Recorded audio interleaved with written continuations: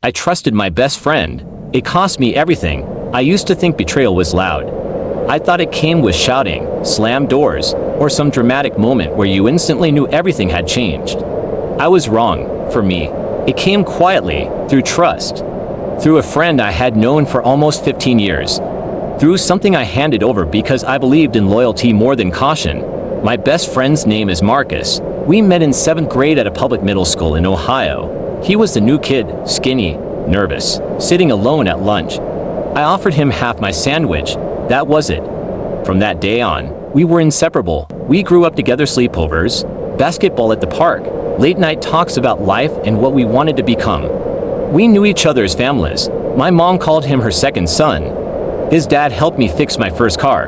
When people talked about brotherhood, Marcus was who I thought of. After college, life started getting serious. I moved to Chicago for work. Marcus stayed back home for a while, then joined me a year later. We shared a small apartment on the south side. Money was tight, but we made it work. We joked about being broke professionals, eating noodles and dreaming big. I worked in operations at a mid-sized logistics company. It wasn't glamorous, but it was stable. Marcus bounced between job sales, marketing, startups that promised fast money and delivered nothing. I never judged him. I knew how hard it was to find your footing. Then, one year, everything in my life started lining up at once. I got promoted. I started dating a woman named Rachel, who later became my wife. And most importantly, I was trusted with something sensitive at work. My company was preparing for a major merger. It wasn't public yet, only a small group of employees knew. I wasn't supposed to talk about it with anyone outside that room. Not friends, not family, not even co-workers who weren't involved. I knew the rules. I signed the papers. I understood the consequences, but I also trusted Marcus. At first, I didn't tell him anything, but he noticed the late nights, the stress, the sudden meetings. One night, we were sitting in the apartment, drinking cheap beer, watching a game. He asked me what was going on. I hesitated. He laughed and said, "Man, after everything we've been through, you still don't trust me?" That line stuck. I didn't give him details. I didn't show documents. I just said there was a merger coming, and that it could change a lot of things. I told him because I needed to talk, because he was my best friend, because I never imagined he would use it against me. A few weeks later, Marcus started acting different. He was suddenly confident, dressing better, making phone calls he'd step outside to take. I didn't think much of it. People change. Maybe he finally caught a break. Then one morning, I was called into HR. The room was cold and quiet. To managers, a legal representative, a printed email chain on the table. They asked me if I had shared confidential information about the merger. I said no. They slid the papers closer to me. It was an email sent from an anonymous account to a competitor, detailed, specific, accurate, the kind of information only someone inside the company would know. They told me the investigation pointed to me. I felt my stomach drop. I tried to explain. I told them I had never emailed anyone. I offered my laptop, my phone, my passwords. I was confident the truth would come out. But the damage was already done. Within a week, I was placed on leave.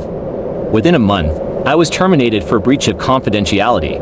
My name was quietly added to an internal blacklist that no one officially admits exists but everyone feels. I went home that day in a fog. Rachel was pregnant at the time.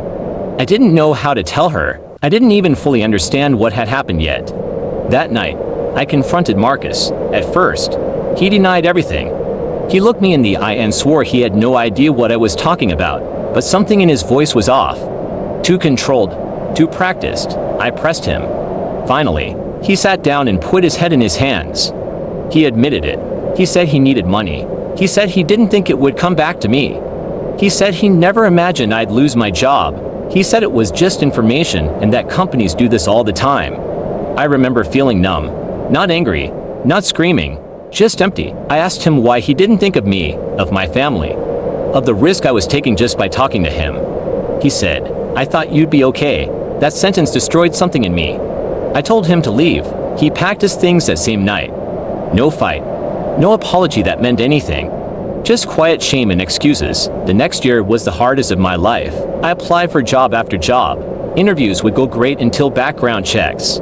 Then I'd get the same email. "We've decided to move in a different direction." My savings disappeared. Rachel and I fought constantly, not because she didn't support me, but because stress changes people. Our daughter was born in the middle of all that uncertainty. I should have been celebrating. Instead, I was calculating hospital bills and rent. Depression crept in slowly. I stopped answering calls. One avoided friends because I was ashamed. I questioned my judgment, my intelligence, my worth. Marcus tried to reach out a few times. Texts, missed calls, long messages about how he felt bad, how he was in a better place now, how he hoped we could move past it. I never responded, not because I hated him, but because I didn't trust myself around him.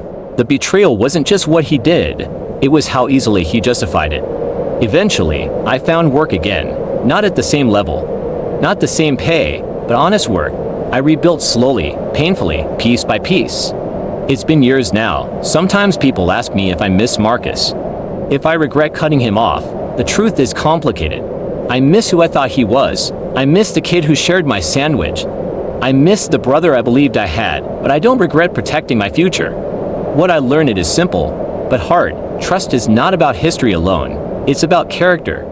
Someone can walk with you for years and still choose themselves over you when it matters most. The lesson is this: be careful with what you entrust to others, not because everyone is bad, but because consequences don't care about intentions. Loyalty isn't proven by time spent together, but by what someone does when they have the power to hurt you. I trusted my best friend with something important, and it cost me everything. Now, I trust wisely.